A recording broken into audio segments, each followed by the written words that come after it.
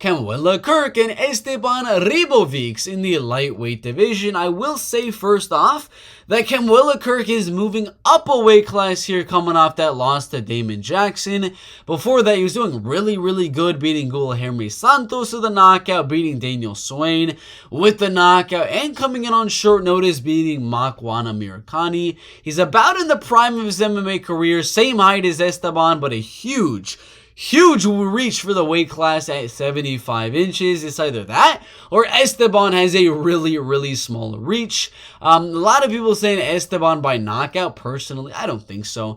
Kamwilla Kirk doesn't get knocked out too often. It was only the Billy Quarantillo fight, and even that one was very late into round number 3. He's mainly a grappler, mainly a jiu-jitsu guy, looking to get the fight down and win the fight there. Against a guy like Esteban Ribovics, I don't think he's going to absolutely dominate the fight there. I do believe maybe he gets 1 takedown, maybe he gets 2 takedowns. But for the most part, I think Esteban Ribovics keeps this one on the feet, having the more power here than Kamwilla Kirk. Kamwilla's going to be fishing for those takedowns, fishing for that submission. I don't think he gets it. I think Esteban is going to outstrike him on the feet, land the more powerful shots, being the more powerful puncher that he is. And I'm going to go Esteban Ribovics as the minus 200 favorite to get the TKO win. I'm just kidding. I got this fight going all the way to a decision. I don't know what those odds would be just yet. Let's check them out on Fight Odds. Usually they have them here very early on. He's at minus 170 now, so money is actually coming in on Kamwilla Kirk at the moment, and they are saying this one is going to be a finish. So I got the over 2.5 at plus 155 as well. Should be a good one. I got Esteban by decision. Shannon Ross and Jesus Aguilar in the flyweight division, 34 and 27 years old. Shannon Ross, the dude's chin is just not there. The man gets rocked in almost every single exchange he is in. I don't know what's going to happen here. He got knocked out by Vinicio Salvador on the Contender Series, where he was undergoing a lot of problems in that fight going into it. Fought Kletzner Rodriguez and got absolutely starched, but now they're giving him a guy that's not necessarily known for his knockout power or anything like that. He's mainly known to go out there, take you down, and submit you with that guillotine like he did on the Contender Series. And I do believe here with Jesus Aguilar, I think Jesus is going to go out there looking to strike for a little bit, look to hurt Shannon on the feet, and do exactly what Hinat Fakhretdinov just did to Kevin Lee in the prelim headliner, and hurt Shannon Ross on the feet, submit him on the ground with that signature guillotine. Jesus Aguilar with a round 1 guillotine choke submission. What is up, Jags Nation? Welcome to the live stream. Glad to have you here. We're what are we? 3 fights in. We did Shannon Ross, the Kamwilla Kirk fight, and the Tatsuro Taira one. I got Taira by round 2 submission. I do have Esteban Ribovics by decision. A lot of people saying finish on that fight. I got that one going all the way. And I got Jesus Aguilar with a first round submission.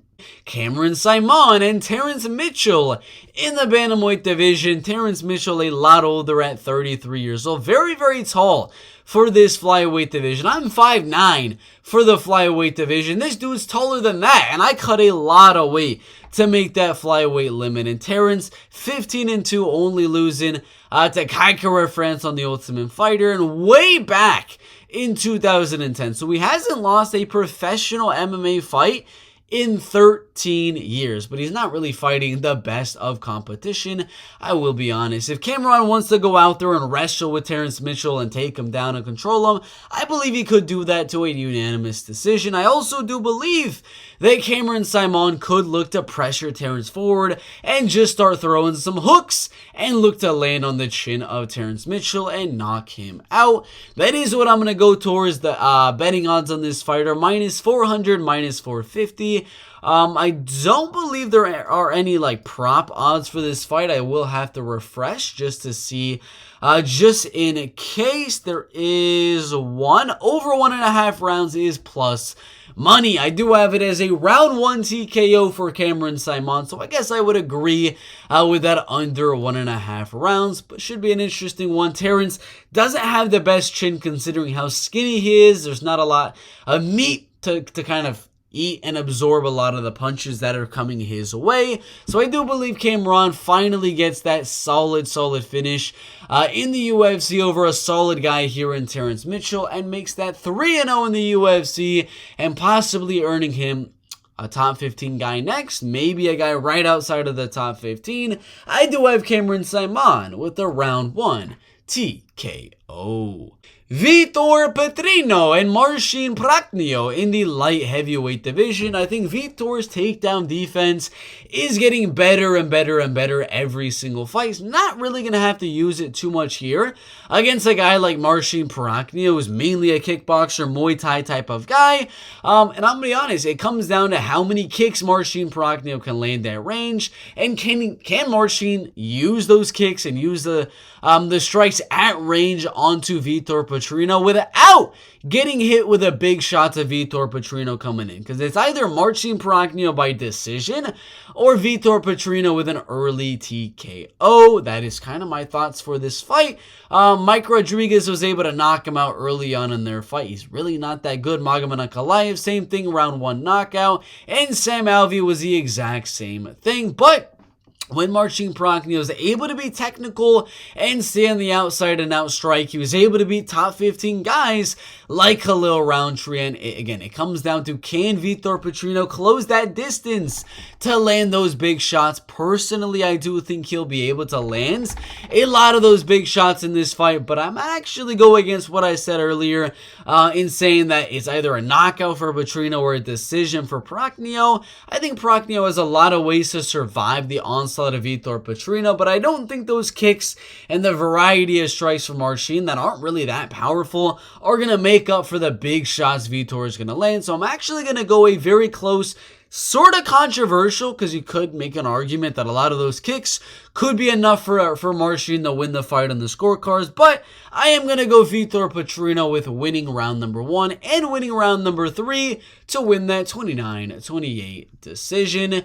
Betting odds for this fight have Vitor Petrino as a lot bigger of a favorite than I would agree with. Having Vitor at -280 is absolutely crazy. In my opinion, over 1.5 rounds, that's also crazy. I think the fight does go to a decision. Marcin Prachnio has not had one of his fights not go to a decision since the Ike Villanueva fight, and that is a very low level guy.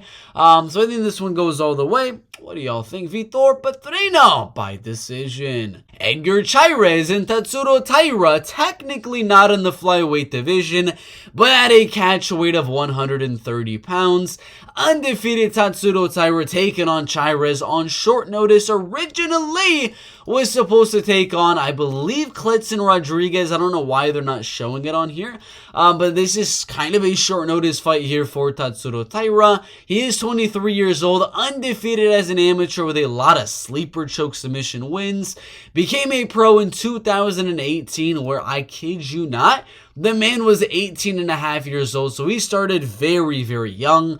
Ended up starting with a bunch of first round finishes there. One decision win on a veteran, but he just kept on getting finishes. At one point, he was 10-0 in the UFC. He was like, dude, we got to bring this guy into the UFC. Went out and controlled, almost getting submissions over and over again on Carlos Candelario. Won that one fairly dominantly. Beat CJ Vergara very easily, and beat Jesus Aguilar very easily as well. I don't think this one is going to be as easy as those other opponents, as Edgar Chairez is very solid on the ground as well. He does get submitted though. Axel Osuna as well as Jesus Aguilar, who also fought Tatsuro Taira, have gotten submissions on him, but he is a dog on the ground as well. He's very scramble heavy. He's got solid power in his hands, so Tatsuro doesn't need to go out there just thinking he can take him down and submit him very easily, which is going to be the prediction. I do have Tatsuro Taira getting that submission, but he's got to play it safe, considering Edgar Chairez has some one-punch knockout power and always has that ability to finish this fight. Tatsuro Taira is a 10-1 favorite, so it's fairly obvious who I'm going to be picking. 97% going Taira. I got Taira with a round. Let's go round 2. Chairez is a very tough guy. Let's go round 2 submission for Tatsuro Taira. I think round 1 is going to be control and almost getting the submission. Round 2 is going to grab the back, search for that that rear naked and turn it into an armbar, which he'll switch it in to get another triangle armbar submission. Jimmy Crute and Alonzo Menifield 2 in the UFC's light heavyweight division. And just for this fight and just for this fight only, I'm going to have to go on to UFCstats.com. The reason being, these guys have fought before. And it was on UFC 284, so it was also the last time that Volkanovski fought, was the last time that these guys actually fought as well.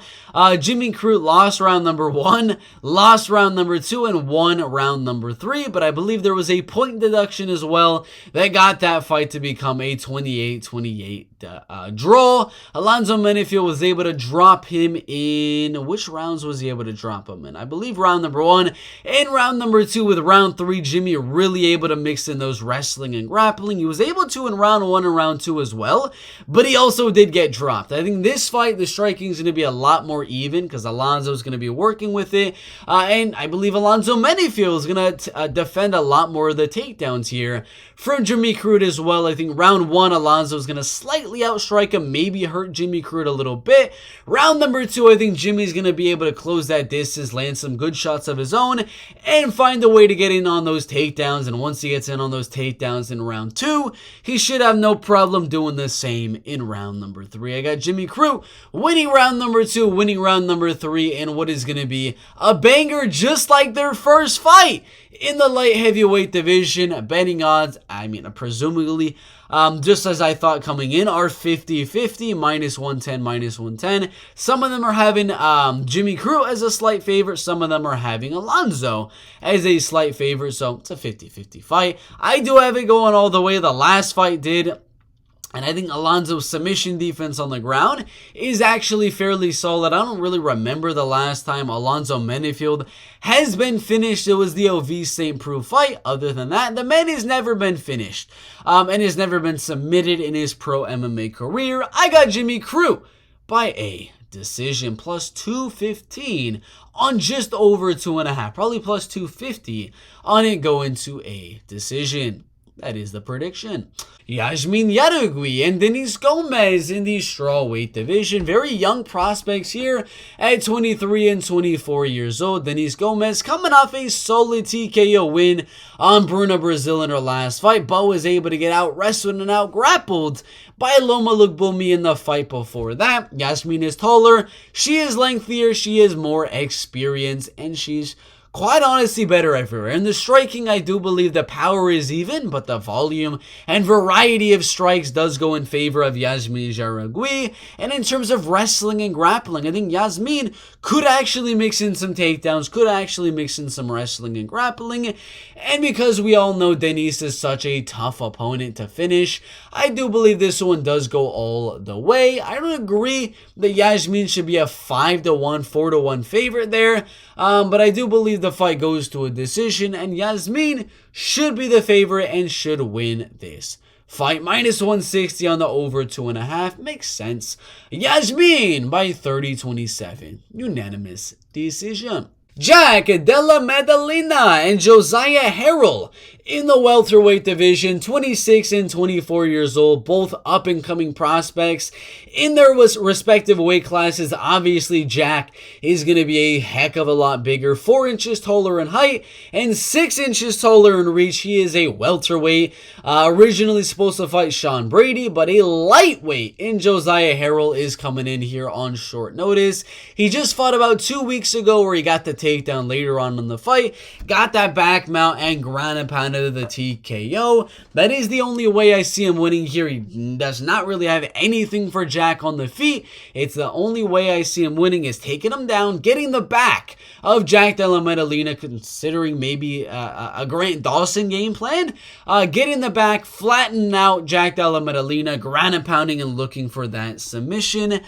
If that doesn't happen, Josiah is kind of screwed because he's the lightweight, moving up 15 pounds to welterweight on short notice against a dangerous finisher in Jack Della Maddalena, who in the UFC has finished Pete Rodriguez in round 1, Ramazan Emeev in round 1, Danny Roberts in round 1, and Randy Brown also in round number 1. This dude is an absolute killer All of his fights in round number 1, he is just such a finisher. Only one decision on Ange Lusa, who I don't remember ever getting a finish loss. He's never been finished.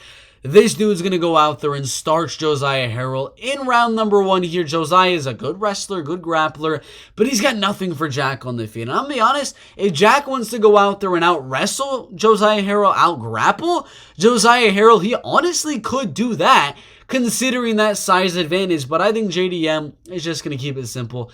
Keep it on the feet, bloody up the nose of Josiah Harrell, and then just combination. Minute left, 2 minutes left. TKO win for Jack Della Maddalena. Betting odds for the fight aren't actually on here yet, which is a little bit weird.